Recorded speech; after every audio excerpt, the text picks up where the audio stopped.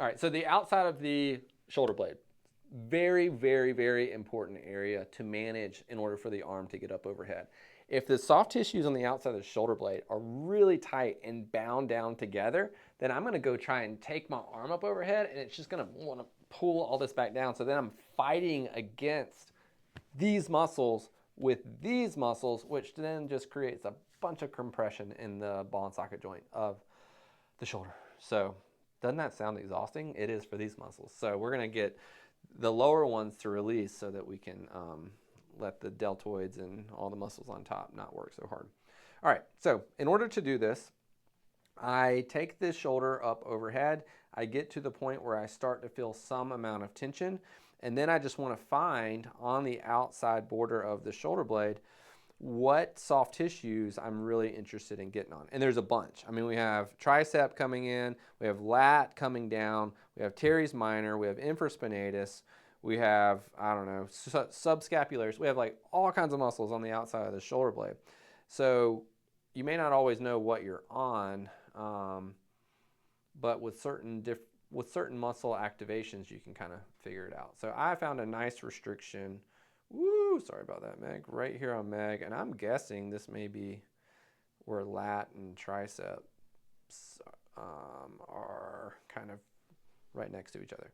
So if I want to get on that, I found the hard infill. I'm winding it up to what feels like the most restricted direction, and then I can have her just go on pressure, off pressure here. So go on pressure, off pressure. Good. You take control now. I'm going to take my assistance away. So I can get on that restriction, and then I can also use both of my hands to work on this. If she doesn't have very good ability to do that, I can grab a dowel rod, which she can hold onto there, grab with her other hand, and now I can get on that same restriction. I would start out by controlling that motion. I can get on that same restriction, and I can either have her go on pressure, off pressure, so go ahead and do that, and now that frees up my other hand to work on that.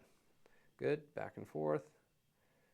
And most of the time, your client will be able to feel when it starts to get more tender, and just have them go to where it gets more tender, then back off, and really just have them go just barely off pressure, barely on pressure. What you don't want, and I'm not gonna push hard for this, but what you don't want is for the pressure to be right here, and then your client to go like way up. That's gonna be super duper uncomfortable, and just not a good thing for the ability for that muscle to release, but also just very unpleasant for the client. The other thing that I can do here is get on that hard infill, localize it, and I can further localize it through the dowel, and then say hold here, don't let me move you. There we go.